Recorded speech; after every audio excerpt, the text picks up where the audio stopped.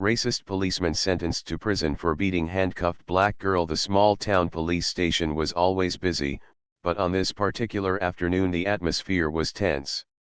A young black girl named Aaliyah had been walking home from school, carrying her books close to her chest. She was only 16, full of hope and dreams, but also shy and quiet. She had never been in trouble before. That day, as she walked past a convenience store, an alarm went off because of a shoplifting incident. People panicked, and the nearest police officer, a man named Officer Grant, rushed to the scene. He was known for his temper, and many people in the community had whispered stories about his unfair behavior toward minorities. When Officer Grant saw Aaliyah standing near the store, his suspicion fell immediately on her, even though she had not done anything wrong. She tried to explain that she was only walking home, but he did not listen. The store owner came outside shouting that the thief had already run away in the opposite direction, but Officer Grant ignored him. Instead, he focused on the frightened teenager, accusing her loudly in front of everyone. People began to gather, some recording the scene with their phones, their faces showing discomfort. Aaliyah's voice shook as she told him she hadn't stolen anything. She showed him her school books, trying to prove she was innocent. But Officer Grant grabbed her arm roughly, twisting it behind her back, and pulled out his handcuffs. The crowd gasped, shocked at how quickly he had escalated the situation. Aaliyah was trembling, her eyes wide with fear, her lips quivering as she begged him to let her go. But the officer's face was cold, his eyes filled with a kind of anger that seemed personal, as if he wanted to make an example out of her. Once she was handcuffed, helpless and shaking, Officer Grant pushed her against the police car. Instead of following proper procedure, he began to treat her with unnecessary force. His shouts echoed in the street as he accused her of crimes she hadn't committed. Some bystanders shouted at him to stop, but he didn't listen. In that moment, his authority seemed like a shield that allowed him to act however he wanted. For Aaliyah, it was a nightmare. She never thought she would experience humiliation, pain, and the feeling of being powerless in front of someone who was supposed to protect the community. One woman in the crowd couldn't bear to stay silent. She raised her phone higher, capturing every second. Her voice shook with anger as she shouted that the officer was going too far. Others followed, yelling at him to stop hurting the girl. But instead of calming down, Officer Grant pushed harder, his actions becoming more aggressive. Aaliyah cried, her voice breaking, but she had no way to defend herself. The scene felt unreal to many people watching, like something out of a dark film, except it was happening right in front of them. Suddenly, another police car arrived. Two other officers stepped out, looking alarmed. They saw the girl already restrained and the crowd in an uproar. One officer asked sharply what was going on, but Officer Grant brushed him off, claiming the girl was resisting arrest. But the people in the crowd shouted in unison, saying that wasn't true. They pointed to the cameras on their phones, reminding everyone that the truth was being recorded. Inside the police car, Aaliyah sat in tears, her wrists hurting from the tight cuffs. She had never imagined a simple walk home could turn into this kind of nightmare. In her young mind, she wondered if she would ever be safe again, or if people would believe her side of the story. Outside, her school bag lay on the ground, her notebooks scattered, pages fluttering in the breeze. It was a heartbreaking image, the innocence of her school life clashing with the cruelty of what she was facing. News spread quickly across town. By the evening, videos of the incident were already circulating online. People were shocked by the brutality shown in broad daylight against a handcuffed teenager. The community was outraged. Parents worried for their own children, wondering if they might be next. Local activists began organizing, calling for accountability and justice. Meanwhile, Aaliyah's family rushed to the station. Her mother's heart ached as she saw her daughter sitting behind glass, eyes red from crying, her small frame looking broken. She demanded to know why her child had been treated this way. The officers at the desk shifted uncomfortably, knowing the situation had already grown bigger than any of them had expected. Officer Grant, however, was still confident. He had worked on the force for many years and believed his badge would protect him. He wrote a report that painted Aaliyah as a threat, claiming she resisted and acted suspiciously. But what he did not realize was that the world had already seen the truth. The cameras in the hands of ordinary people had captured everything he had done. As night fell, protests began forming outside the station. People carried signs, candles, and pictures of Aaliyah. They were not just demanding justice for her, but for every person who had ever been treated unfairly because of prejudice. Voices rose into the air, echoing through the streets, a powerful sound of unity against injustice. Inside her cell, Aaliyah listened to the chants faintly through the walls. For the first time since the nightmare began, a spark of hope lit inside her. She realized she was not alone. People believed her. People were fighting for her. Her tears still flowed, but they were mixed with a sense of strength she had not felt before. Officer Grant, however, sat in his office feeling restless. He scrolled through his phone and saw himself plastered across social media. His name was trending, his face on every screen, but not as a hero. Instead, he was the villain, the symbol of cruelty and abuse of power. His hands trembled slightly as he realized that perhaps, this time, things would not go the way they always had. This time, people had proof. The night was long and heavy, but it marked the beginning of something greater. It was not just the story of one girl and one officer. It was the story of a community refusing to be silent anymore, of truth finally finding a way through fear. For Aaliyah, the fight was not over. This was only the start of a painful journey toward justice. The next morning, the town woke up to the shocking news that had spread across every corner of social media overnight. Videos of Aaliyah's arrest had gone viral, drawing thousands of comments, shares, and angry reactions. People were outraged that a young girl, still in her school uniform, had been treated so brutally while already handcuffed. The images of her crying face, her small wrists pressed tightly together by steel cuffs, had become a symbol of injustice. News reporters rushed to the town, setting up cameras in front of the police station. Microphones were pointed at community leaders, neighbors, and even strangers who had witnessed the event. Each voice told the same story, that the officer had gone too far, that Aaliyah had done nothing wrong, and that this time the truth would not be buried.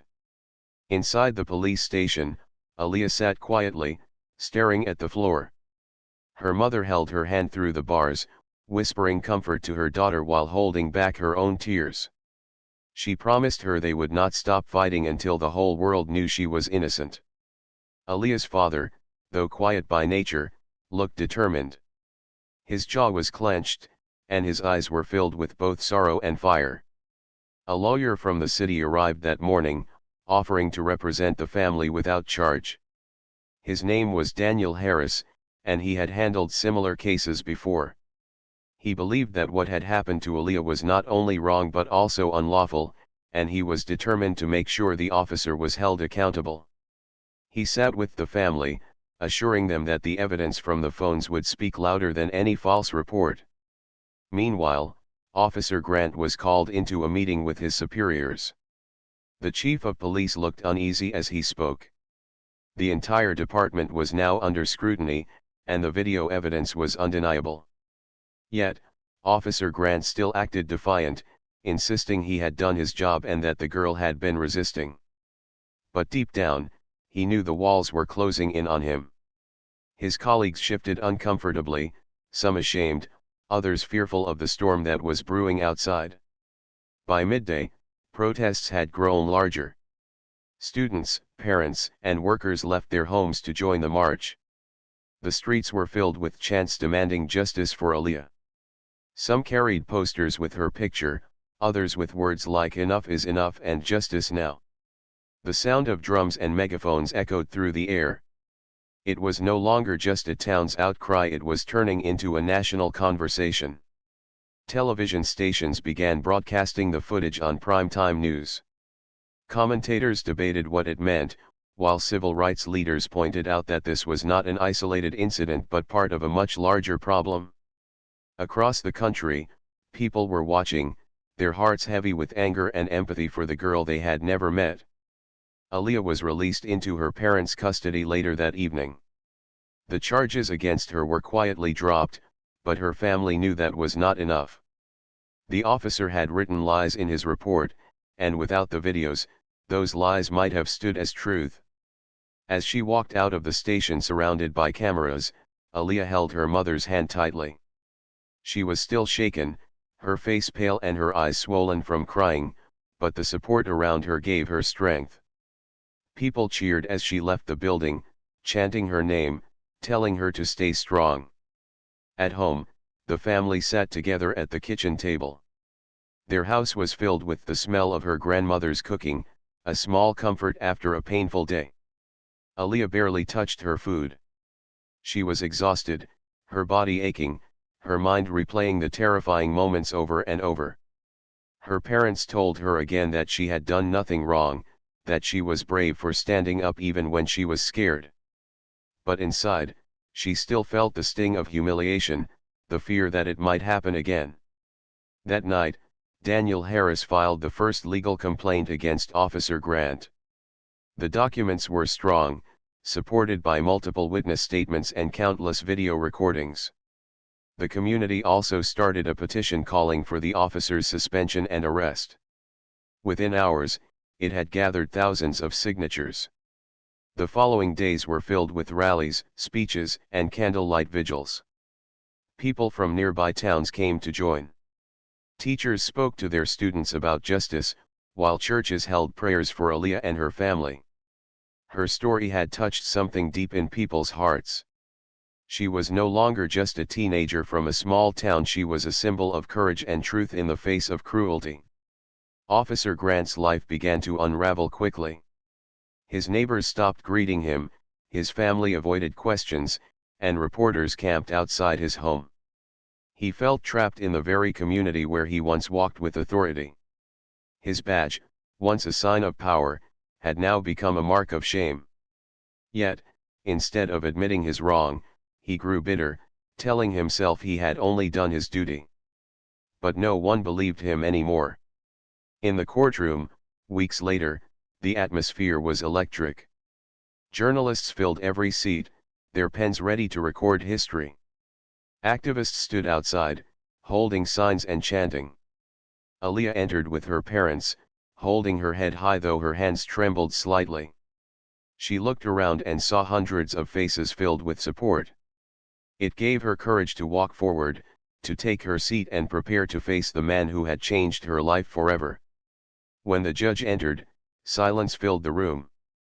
The trial was about to begin, and everyone knew this case was more than just one incident, it was a test of whether justice could truly be served. For Aaliyah, the memories of that day were still painful, but as she sat there surrounded by so many who stood for her, she realized she had something stronger than fear, she had truth on her side. The courtroom was silent as the trial moved forward. Every seat was taken, and even the hallways were crowded with people trying to listen in. The case had become more than just a small-town issue, it was now a national story. Television networks set up outside, broadcasting every update. Activists carried signs, parents brought their children, and people from other towns drove hours to stand in solidarity. For many, it was not just about Aaliyah, it was about justice long denied. Aaliyah sat beside her lawyer, Daniel Harris, her face calm but her hands folded tightly together. She could feel her heart beating fast. Each sound in the courtroom echoed in her ears. When the judge asked the prosecution to begin, the room leaned in, waiting for the first words. The prosecutor stood, his voice strong but measured. He described in detail what had happened that afternoon, how a teenage girl had been unfairly targeted, handcuffed without reason, and treated with cruelty while she was defenseless. He pointed toward the officer sitting across the room, reminding everyone that those sworn to protect must never become the ones who harm. His words painted a picture that was both heartbreaking and undeniable. When it was time for the defense to speak, Officer Grant's lawyer stood with a rehearsed calmness. He argued that the officer had followed his training, that he had thought Aaliyah was resisting, and that the situation had been stressful. But as he spoke, people in the courtroom shook their heads. The videos showed something different, and no excuse could erase what the world had already seen. Then came the moment everyone had been waiting for. Witnesses were called one by one. The store owner testified first, explaining how he had told the officer that the thief had run the other way and that Aaliyah had done nothing. His voice was firm, his words leaving no doubt. Then a woman who had filmed the incident stepped forward. She held her phone high and replayed the video for the entire courtroom. The sound of Aaliyah's cries filled the room, causing many to look away in sorrow. The sight of the officer's rough handling shocked even those who thought they had already seen everything. When it was Aaliyah's turn to speak, the air grew heavy. She walked to the stand slowly, her shoulders straight though her hands trembled. She looked at the judge, then at the rows of people who had come to support her. Her voice was soft at first, but it grew stronger as she spoke about what she had felt that day. She told them about the fear of being accused of something she didn't do, the pain of being handcuffed tightly, and the humiliation of being treated like a criminal in front of strangers. Her words touched every heart in the room. Some people wiped away tears. Her mother held her father's hand, both proud and pained at the same time. Aaliyah ended her testimony with a simple sentence, "I just wanted to go home that day." Those words echoed in the silence that followed. On the other side of the room, Officer Grant shifted uncomfortably. For the first time, he seemed smaller, no longer the man with authority and power. The weight of his actions was now clear for everyone to see. As the trial continued, experts were brought in. A police trainer explained that nothing Aaliyah had done justified the officer's actions. A medical professional described the bruises on her wrists, the swelling, and the emotional trauma she would carry. Each detail was another stone placed on the scale of justice. Outside, the protests grew louder each day. News cameras captured the chants, the speeches, and the sea of signs. People demanded accountability not just for Aaliyah but for every young person who had ever been mistreated because of prejudice. Her case had become a spark that lit a much larger fire of awareness and unity. At night, Aaliyah lay awake, thinking about how her life had changed. She missed her quiet routine, her school days, and her simple walks home. But she also understood something bigger, her story was no longer just hers. It belonged to everyone fighting for fairness and truth. She carried that weight with both fear and courage. Officer Grant's defense grew weaker as the days passed. His lawyer tried to question witnesses, but the answers were always clear. The videos, the testimonies, and the evidence all pointed to the same conclusion. He had crossed a line, and now he had to face the consequences. As the final day of the trial approached, tension filled the air. People lined up outside the courthouse before sunrise, wanting to witness history. Inside, the judge prepared to give instructions to the jury. The jurors' faces were serious, knowing the decision they would make would carry heavy meaning for the entire community. Aaliyah sat quietly, her mother's hand resting on her shoulder. She closed her eyes for a moment, whispering a silent prayer. She hoped for justice, not just for herself but for everyone who believed the truth mattered. When the jury left the room to begin their discussion, the silence was unbearable.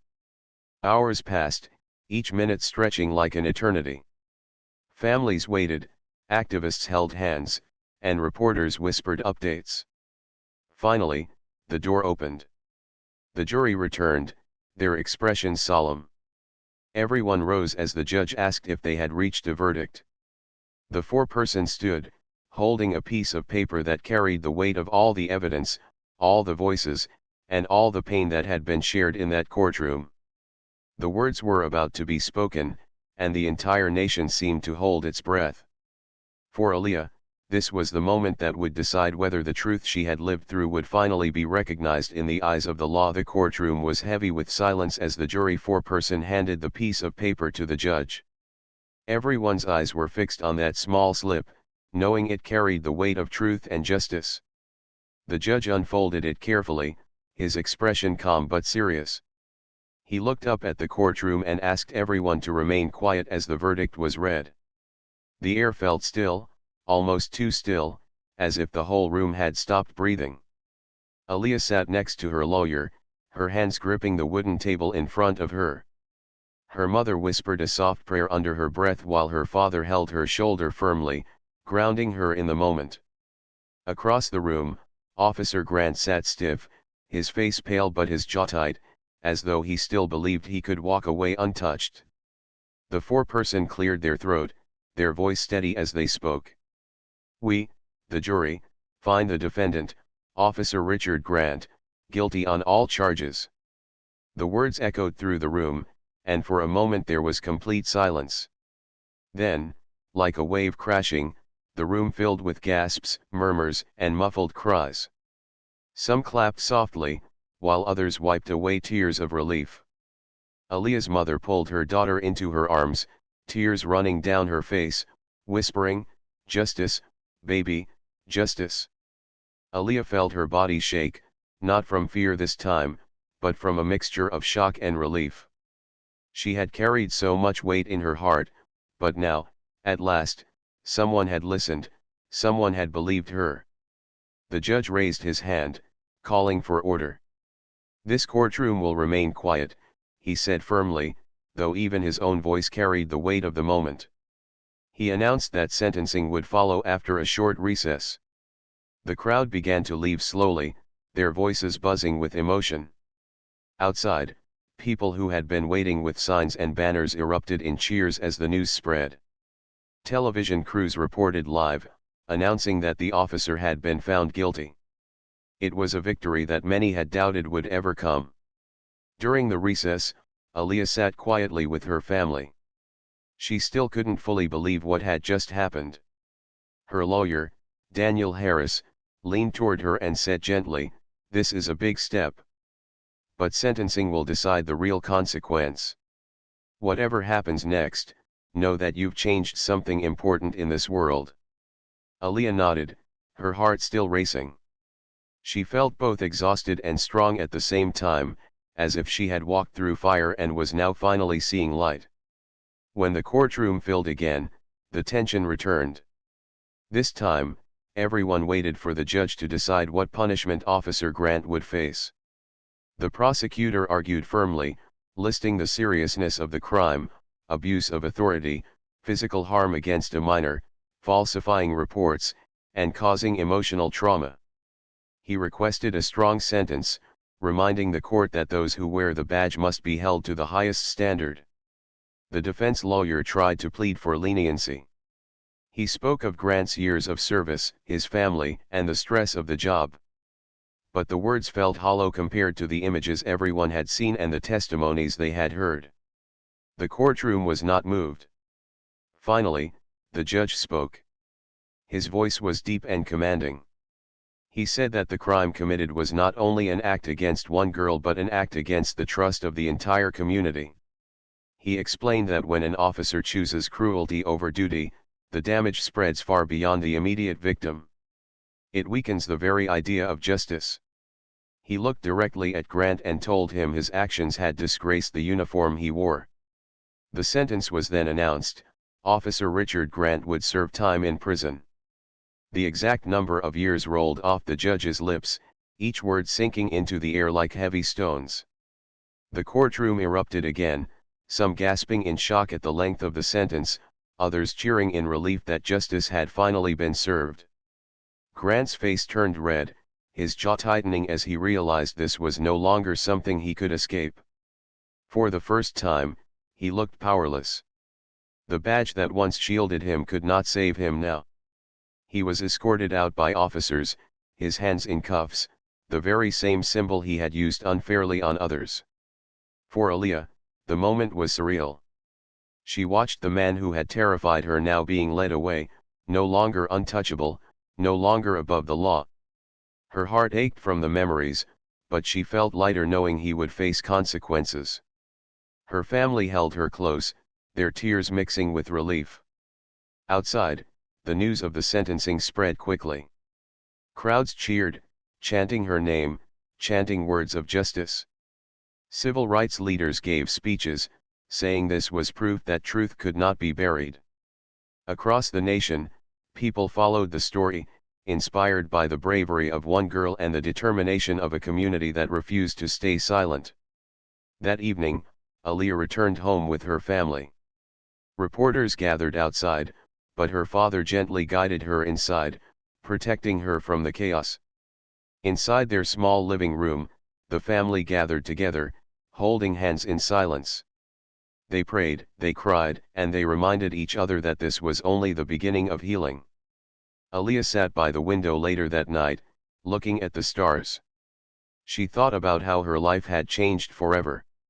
She would never forget the fear of that day, but she also knew she would never forget the strength she had found in herself.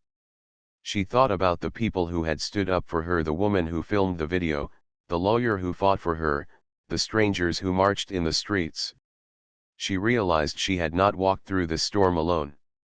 In the days that followed, letters poured in from across the country. Some were from children her age, telling her how brave she was. Others came from parents who thanked her for standing up so their own children might be safer. She read each one with a mixture of tears and gratitude, understanding that her story had touched lives far beyond her town.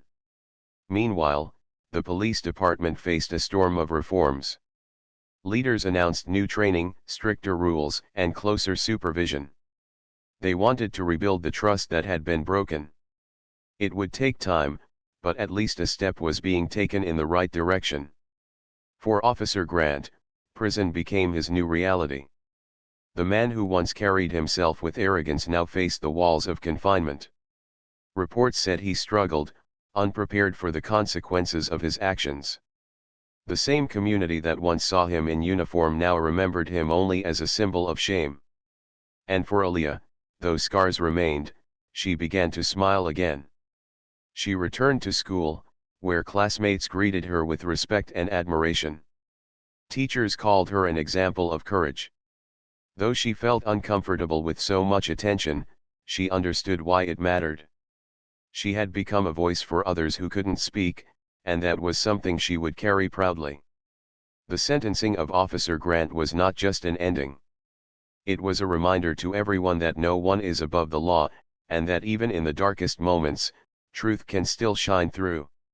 For Aaliyah, the journey was not over, but she walked forward with her head held high, knowing that justice had been served, and that her voice had helped change the world around her. Weeks turned into months, and life in the town slowly began to shift. The case of Aaliyah and Officer Grant had left a mark on everyone. People no longer spoke of it as just an isolated incident. Instead, they remembered it as a turning point, a moment when truth broke through silence, and a young girl's courage helped bring justice. For Aaliyah, healing was not simple. She still woke up some nights with memories of that terrible day replaying in her mind. She remembered the cold steel of the cuffs, the shouts, and the helplessness.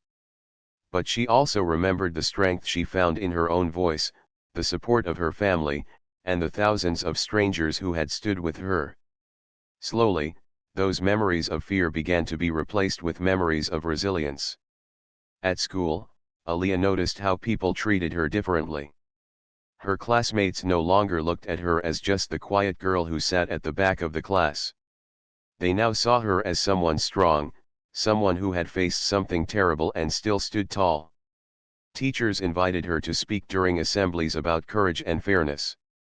At first, she was nervous, but when she stood at the microphone and saw the faces of other students watching, she realized her story could help others. She spoke softly, but her words carried weight. She told them that no one should ever feel too small to stand up for what is right. Community leaders often invited Aaliyah and her family to meetings. They wanted to discuss reforms, new safety measures, and how to rebuild trust between the police and the people. Her father, usually a quiet man, found himself speaking up more. He reminded officials that justice was not just about one case but about changing the system so it could never happen again. Her mother shared her perspective as a parent, urging them to think about every child walking home from school and whether they were truly safe. Across the nation, Aaliyah's name became known. Newspapers published articles about her bravery. Television interviews showed her calm face, her thoughtful words. Some organizations even offered scholarships, telling her she deserved a future filled with opportunities, not fear. Letters still arrived at her home from across the country, filling shoeboxes her mother kept neatly stacked. Some letters were from young people who said they had been treated unfairly too, and Aaliyah's story gave them courage to speak out. Others were from older generations who said they had lived through similar experiences and were proud of her for being part of the change. Officer Grant, on the other hand, struggled in prison. The man who once carried himself with power was now just another inmate. Reports said he spent his days mostly in silence, avoiding others, his arrogance stripped away by the reality of confinement. His fall from authority served as a reminder that no one could escape the weight of justice forever.